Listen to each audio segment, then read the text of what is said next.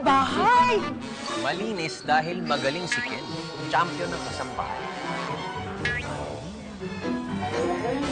Hi! Ken, eto nga pala, Ken. Pwede bang pakibigay mo ito kay Tito Diva mo? Kasi alam mo, most of them I don't use anymore. Sayang naman kung mabubulok lang. Pwede bang ibigay mo sa kanya? Yan. Mamita, pwede po bang Ano? akin na lang to? Tignan ko nga. Oo nga naman. Baka naman itong mga shade, hindi nga pwede para kay... Hindi shade ni Diva ito eh, di ba? Perfect. Tama, perfect, yeah. Okay, sige. Sa'yo na lang, oh. Thank you, tita. Welcome. Bebe. May pakiusap ako sa'yo. Baka pwede mo naman akong make-upan. Sige na.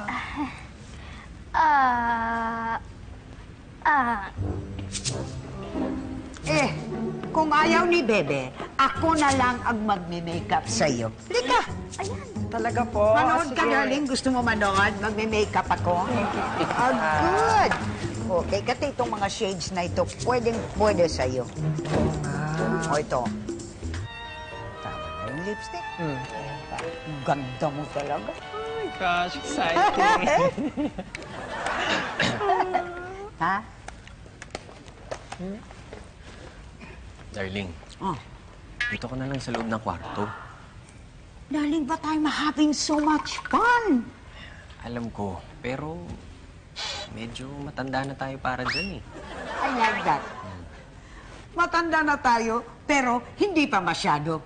Medyo lang, di ba? Ay, Bebe, please lang, ikaw na magtapos ng makeup niya.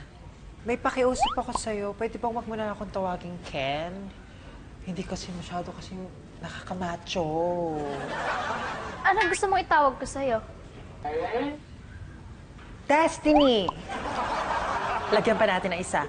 Rose! Destiny Rose! Ang ganda, di ba?